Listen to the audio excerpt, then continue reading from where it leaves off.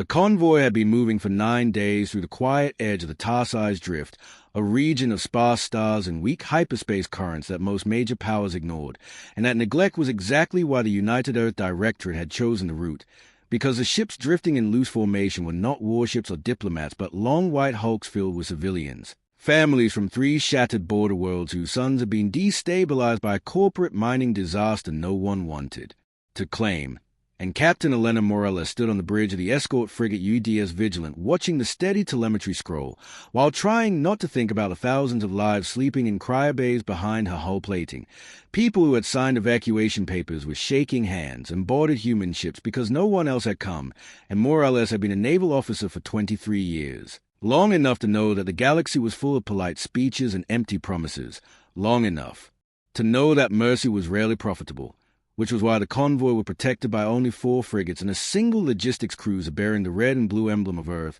because humanity still believed, at least officially, that clearly marked refugee vessels would be respected by any civilized power, even in a galaxy that had repeatedly proven otherwise, and when the first sense alert chimed softly it was almost ignored. Just a flicker at the edge of long-range scans, a distortion that could have been stellar debris, but Lieutenant Arun Patel frowned and ran the numbers twice before saying, "Captain, I'm getting coherent mass shadows, 3 of them, closing from starboard vector," and more or less straightened, her hand resting on a console as she leaned closer to the holographic display, where faint red outlines began to sharpen into the unmistakable geometry of warships, angular and heavy. Nothing like the smooth curve favored by human designers, and her stomach tightened, because she recognized them instantly as Syndicate raiders, a mercantile cartel-turned-pirate empire that operated with semi-official sanction from the Velaran hegemony, preying on trade lanes and fringe systems where enforcement was thin, and Morales knew the Syndicate's reputation well, because it did not differentiate between cargo and people, only between profit and inconvenience, and she ordered. Signal the convoy to Titan formation, power up point defense but keep weapons cold, and broadcast our refugee status on all open channels, because protocol still mattered, because maybe this time it would be enough, and the Vigilance arrays lit up with repeating transmissions in standard trade pidgin and car click speech, identifying the convoy as humanitarian evacuation under Earth protection, requesting safe passage, offering to alter course, and for a long moment the raiders did not respond. Their silhouettes growing larger as they dropped from stealth, 3 ships, bristling with weapon ports and crude hull modifications, and on the bridge the air seemed to thicken as every officer watched the distance close, and then a reply came through, harsh and buzzing, translated automatically into flat human tones that said, "Human convoy, cut engines and prepare for inspection, cargo terror supply," and more or less felt a flare of anger because there was no inspection authority here, no legal claim. Just predators circling prey, and she replied evenly that the convoy carried refugees, no trade goods, no tariffs due, and that any interference would be considered a hostile act, and there was a pause, followed by a sound like laughter distorted through alien vocal cords, and the reply came back, "All cargo has value, human, including bodies," and before Morales could answer the first plasma bolt lanced out from the lead raider, slamming into the unarmed transport hope of Lysa, whose shields flared and collapsed in a single heartbeat because they had been designed to deflect micrometeoroids, not military-grade weapons, and the bridge of the Vigilant erupted into motion as alarms screamed and Morales shouted orders to engage, but it was already too late for pretense, the raiders fanning out an opening fire with brutal efficiency, targeting the transports rather than the escorts, because the Syndicate knew exactly where the leverage lay. And Morales watched in horror as the hope of Lysa vented atmosphere in a shimmering cloud escape pods, blasting free like sparks from a grinding wheel, and she felt something cold settle in her chest, because this was not an attack on ships, it was an attack on people who could not fight back, and the Vigilance railguns roared to life, tungsten slugs accelerating to a fraction of light speed and tearing chunks from the nearest raider's armor, but the enemy ships were built to absorb punishment. And more importantly, they did not care how many civilians died as long as the surviving hulls could be boarded and sold, and across the convoy human escort frigates maneuvered desperately, interposing themselves, pouring fire into the attackers, but they were outgunned and outnumbered, and Morales knew the math even as she refused to accept it, because 4 frigates could not fully protect 12 transports against dedicated raiders, and when a second transport was crippled she slammed her fist against the console hard enough to bruise then ordered a coded transmission sent through a tightly beamed quantum channel, a signal that bypassed normal military networks and went somewhere far deeper, a channel most officers never used and many believed was obsolete, and Lieutenant Patel hesitated only a fraction of a second before executing the order, because he had seen the authorization codes embedded in the packet and recognized them as something far beyond routine. And as the battle raged and human ships bled and burned to shield the helpless, that message leapt across folded space toward a listening post that officially did not exist, buried in the dark between stars, where an ancient human system woke from passive watch and flagged the transmission as priority red, and far from the Tarsai's drift, beyond the polite borders of known space, mechanisms began to move that had not moved in a very long time, while back in the chaos of the convoy Morales ordered the last resort, instructing the transports to scatter and jump independently if they could, breaking formation. Despite the danger, because even one ship escaping would be a victory, and the raiders howled in excitement as the field dissolved into confusion, their weapons flashing as they chased fleeing prey, and one of them, emboldened by easy kills, broadcast a triumphant message on an open channel, boasting of the syndicate's claim, mocking humanity's weakness,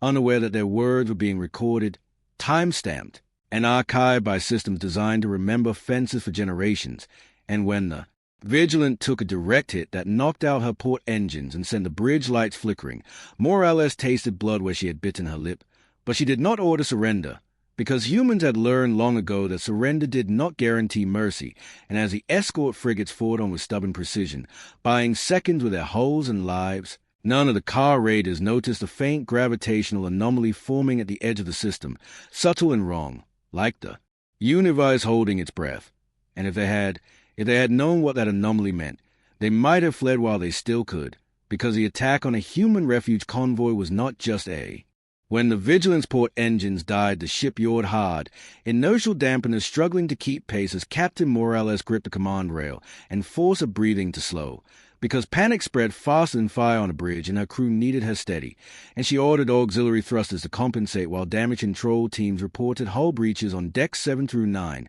casualties mounting, and still the raiders pressing, confident now, their tactics shifting from range harassment to close pursuit as they herded the surviving transports toward a dense knot of debris where jumps would be dangerous, and one car vessel broke off to begin grappling operations on the crippled Hope of Lysa, magnetic clamps biting into the torn hull as boarding pods launched like parasites,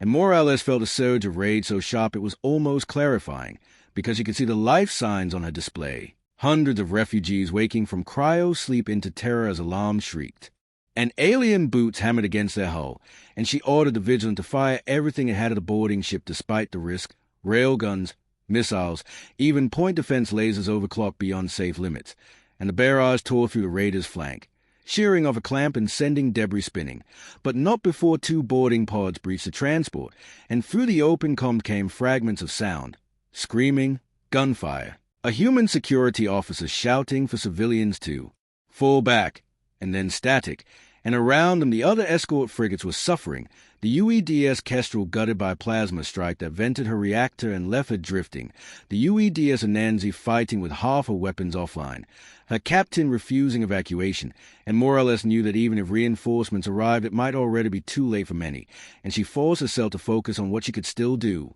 ordering a feint toward the densest cluster of raiders to draw fire, using the Vigilance battered hull as a shield while a pair of transports spooled their drives and jumped clear in a flash of distorted space, a small victory that felt desperately fragile, and in the midst of it all the car continued to broadcast, taunting, laughing, issuing demands to surrender that no human answered, because there was nothing left to say, and then without warning every sense on the Vigilance spiked at once, gravitational readings surging off scale, hyperspace shear building like a storm. And Lieutenant Patel shouted that a massive emergence was forming dead ahead, far too close, far too big, and Morales felt a chill because no known ship could jump in that tight, not without tearing itself apart, and the raiders hesitated for the first time, their formations wavering as their own sensors screamed warnings, and then space folded inward with a soundless violence that made the stars warp and twist, and something came through, not a fleet at first, but a single vast silhouette, so large it occluded entire constellations, its hull a dark geometry layered with structures that made no attempt at elegance, only purpose, and the vigilant computers struggled to classify it, finally spitting out a mass estimate that was simply impossible, orders of magnitude beyond any warship fielded by known powers, and on every open channel a calm human voice spoke, stripped of emotion, stripped of ceremony, saying, "This is Earth Defense Command Asset Resolute. Hostile forces are ordered to disengage immediately," and for a heartbeat the battlefield went silent, stunned, and then the car raider captain responded with bluster, demanding identification, asserting syndicate claim, threatening retaliation from the Velaran hegemony, and the voice replied, "Claim denied. You are in violation of humanitarian accords ratified by Earth and observed by this convoy. This is your final warning," and more or less felt tears prick her eyes because she recognized the cadence, the tone used only in the most severe circumstances,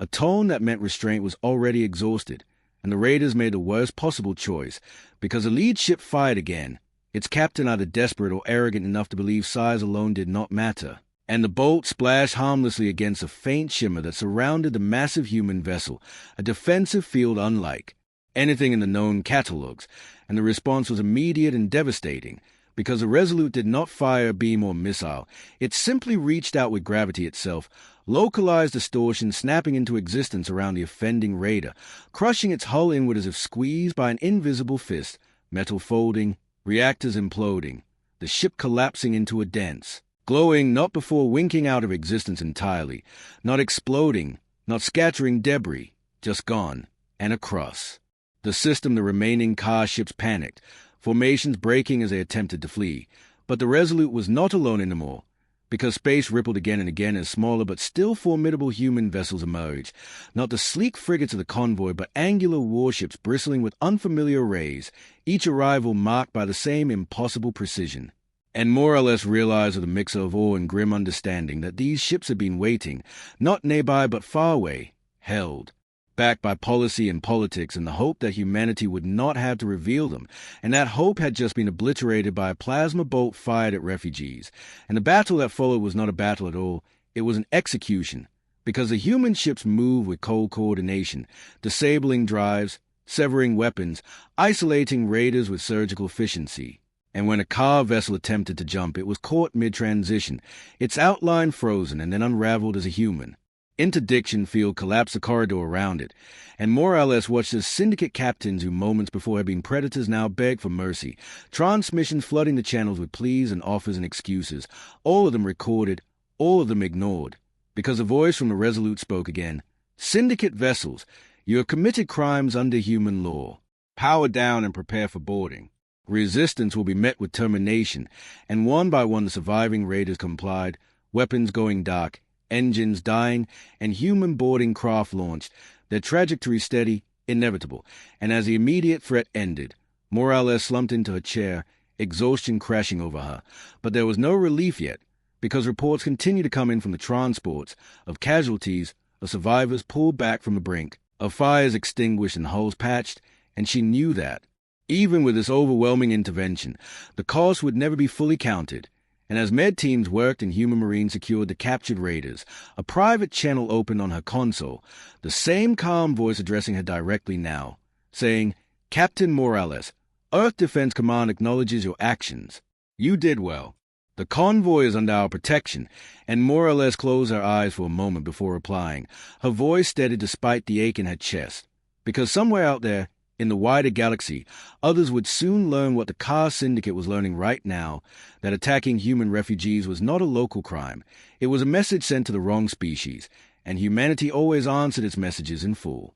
In the hours that followed the destruction of the raiders, the battlefield transformed into a controlled, methodical operation as human warships established a perimeter that extended light minutes in every direction, sensor nets unfolding like invisible webs while rescue craft darted between damaged transports, and Captain Morales moved through the Vigilant with quiet urgency, checking on wounded crew, exchanging brief word with officers who had held their stations under fire, every face marked by fatigue and shock, but also by a dawning realization that they had witnessed something the galaxy was not supposed to see, because the ships now surrounding them were not part of any fleet listed in public registries, and when Morales was summoned aboard the Resolute, she felt a weight settle on her shoulders that had nothing to do with gravity, because stepping into the hangar of that vessel was like stepping into a secret kept too long. The space vast and utilitarian, lined with, boarding craft and armored vehicles bearing markings stripped of ornament, and she was met by Admiral Thomas Reyes, a man older than she expected, his hair gray,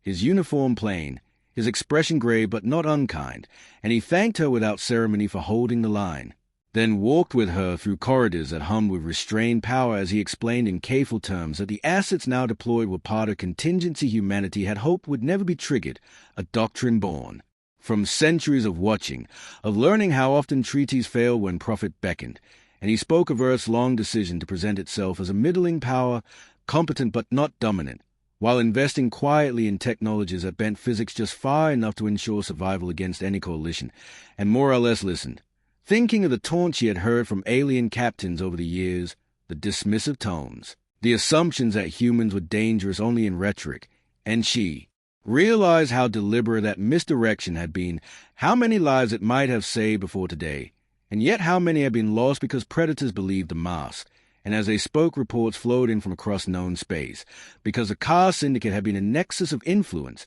their ships insured by Velaran banks, their operations tolerated by regional authorities who preferred deniability over enforcement. And now dozens of their vessels were captured, their command nodes seized, their leaders in human custody, and the recordings of the attack on the convoy were already spreading, leaked deliberately through channels that ensured maximum visibility, showing plasma fire ripping into refugee hulls, showing the moment the Resolute arrived, showing the impossible ease with which the raiders were neutralized, and reactions rippled outward like shockwaves. Velaran officials issuing hurried statements distancing themselves from the syndicate, minor powers closing their borders, major councils calling emergency sessions, and within those chambers the tone shifted from condescension to something sharper, because this was not humanity lashing out in blind fury, this was humanity executing prepared response, and that implied planning, capacity, and intent far beyond what anyone had publicly acknowledged. And back aboard the convoy ships, refugees were being stabilized, survivors reunited with family, names read aloud of those lost, and more or less stood with medics and counselors, her presence less about authority now and more about witness,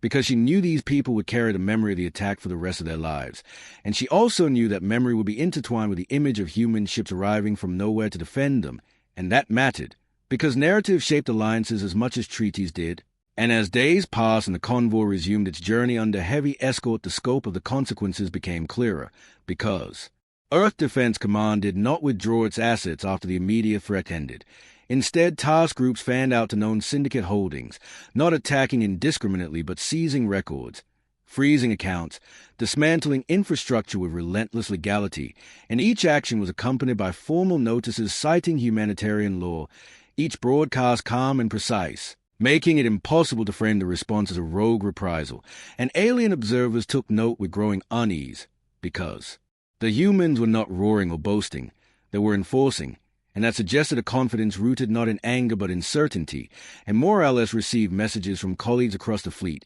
captains who had never seen such ships, analysts scrambling to update threat assessments, diplomats asking careful questions they would never put in writing, and through it all the Admiral's words echoed in her mind, about masks and contingencies and the cost of revealing them, and she understood now that the convoy had not just been attacked by pirates, it had been the spark that lit a long bank fire, and somewhere in the halls of alien power the realization was setting in that humanity had not been weak or naive, it had been patient, and patience, once exhausted, changed the balance of the stars forever.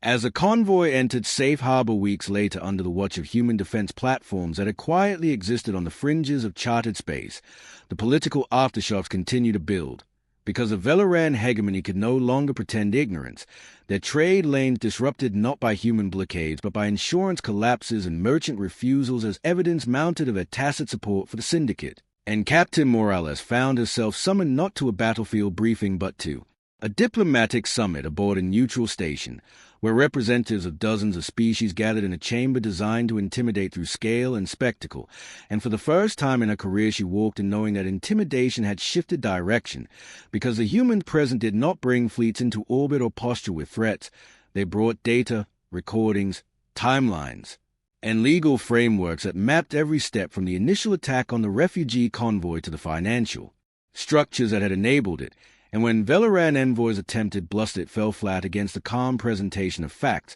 because outrage should be dismissed but documentation could not, and Morales watched as the room's mood soured, alien delegates murmuring among themselves as they realized how exposed their own gray arrangements might be if humanity chose to look closely, and when the human ambassador spoke it was with measured restraint, stating that Earth was not seeking war or dominance, only accountability, and that the attack on civilians had crossed a line that humanity would now enforce universally, and some delegates bristled at the implied authority, but none challenged it openly, because the memory of the Resolute's arrival was still fresh, and beyond the chamber screens displayed ongoing operations where human teams assisted local authorities in dismantling syndicate remnants, rescuing trafficked populations, and returning seized assets to affected systems. A level of follow-through that contrasted sharply with the usual cycle of condemnation and forgetfulness, and Morales understood that this consistency was itself a weapon, because it made promises credible, and after the summit she returned to active duty,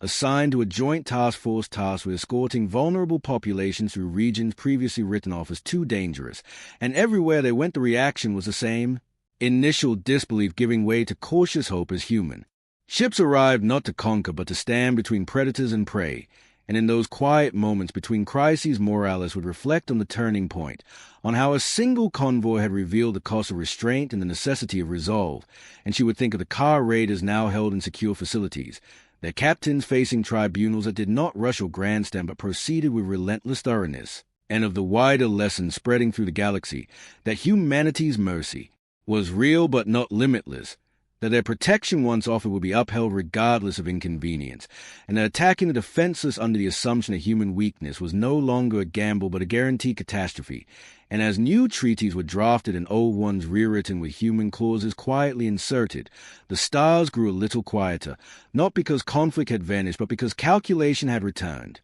and predators, having glimpsed a full measure of the response, began to look elsewhere, leaving behind a galaxy force to reassess not just humanity's power, but its role as a species that had decided, finally and irrevocably, that some lines would never be crossed again. Years after the attack on the convoy, the incident was still taught in academies across human space and beyond, not as a tale of overwhelming force, but as a case study in consequence, and Captain Morales, now promoted and carrying the quiet authority of experience, addressed a whole of mixed species officers where she spoke plainly about choices and thresholds, about how the car syndicate had not been annihilated because they were enemies but dismantled because they were criminals, and how that distinction mattered if the galaxy was to avoid endless escalation. And as she spoke, she knew her audience understood that the distinction existed only because humanity had the capacity to enforce it, because power unused was still power, but power revealed reshaped behavior, and beyond lecture halls the practical effects continued to unfold.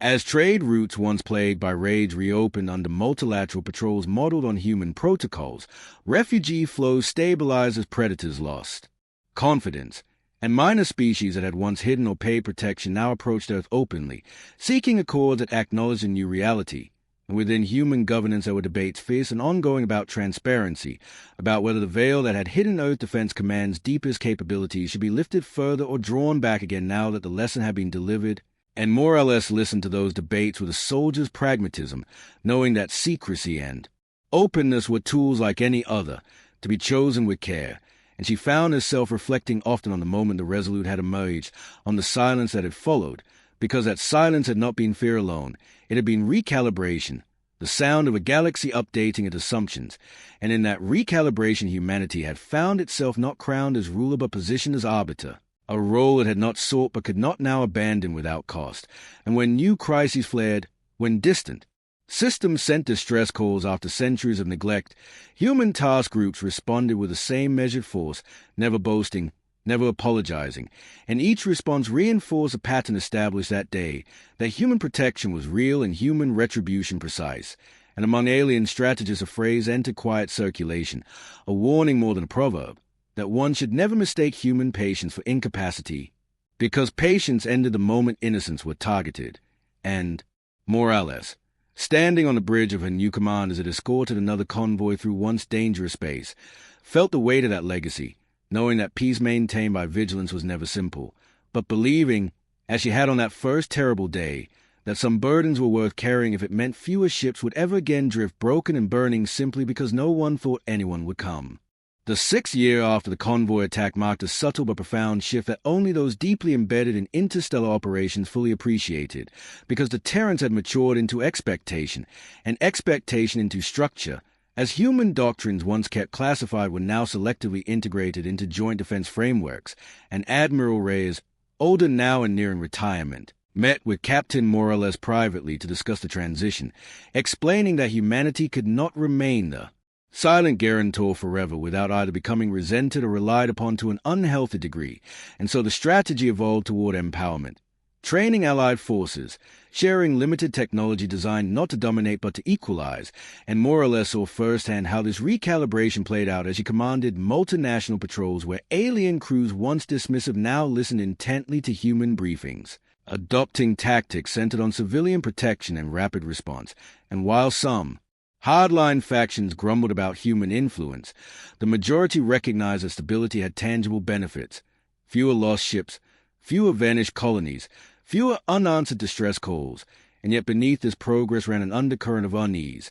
because every power understood that the ships revealed during the convoy incident were not the entirety of human capability, merely what had been deemed necessary, and that knowledge lingered like a shadow, discouraging brinkmanship, and Morales encountered it during negotiations with a border coalition that had historically preyed on weakened neighbors through legalistic exploitation rather than open violence, their representatives polite but probing, testing for limits, until Morales presented archived footage from the convoy attack, not as a threat but as context, and calmly stated that humanity had learned the cost of ambiguity, and that any harm to non-combatants, however indirect, would now be treated with the same seriousness, and the coalition delegates withdrew to confer, returning hours later with revised terms that abandoned long-standing loopholes, and in moments like that Morales felt the strange duality of a role, both soldier and symbol, enforcing boundaries drawn not in bloodlust but in resolve, and she wondered often how history would judge this era, whether humanity would be seen as having stepped forward reluctantly or seize an opportunity for dominance, and she hoped the former, because intent mattered. Even if outcomes blurred, and as the galaxy adjusted, younger generations grew up knowing a different normal, one where refugee convoys traveled under recognized protection, where pirate syndicates were spoken of in the past tense, and where the idea of attacking human-marked humanitarian vessels was treated not as a gamble but as madness, and that cultural shift, more than any single battle, was a true aftermath of the convoy, a quiet rewriting of what was acceptable, carried forward by officers like Morales who remembered exactly why those lines had been drawn. Decades later, when Captain Elena Morales finally stood down from active command and accepted a ceremonial post overlooking the same quiet corridors of space where the convoy had once been attacked, the galaxy she watched was recognizably different, not peaceful in any naive sense but steadier, more deliberate, shaped by a shared understanding that some actions carried consequences that could not be negotiated away. And historians would debate endlessly whether the turning point had been the arrival of the Resolute or the first plasma bolt fired at an unarmed transport. But Morales knew the truth was simpler, that the moment that truly changed everything was a realization spreading through countless alien minds that humanity's defining trait was not aggression or even superior technology, but an unyielding refusal to abandon the vulnerable, because that refusal had proven stronger than fear and more reliable than treaties. And as she walked the observation deck in her final days of service, she could see traffic moving freely, convoys bearing aid instead of slaves, patrols crewed by mixed species following protocols that traced their lineage back to hard lessons learned in blood, and she would pause sometimes at a memorial wall listing the names of those lost in the attack, running her fingers over familiar ones, remembering the chaos, the anger, the impossible calm of the voice that had answered the call, and she took solace in knowing those deaths had not vanished into statistics but had reshaped policy, behavior, and expectation across the stars. And when young officers asked her what it had been like to witness humanity reveal its hidden strength, she always corrected them gently, saying humanity had never been hiding strength, only choosing carefully when to use it, and that the galaxy had learned, at terrible cost, that when humans drew a line it was not for show, it was a promise. And as Morales looked out at the slow drift of stars, she felt no triumph, only a quiet, enduring resolve, because the lesson of the convoy was not that humanity was terrifying when provoked, but that humanity would always come when called, and that knowledge, once owned, would echo through the void long after ships and names faded, a warning and a reassurance carried together, telling the galaxy in no uncertain terms that those who preyed on the helpless would never again do so unseen, and that those who needed protection would never again stand alone.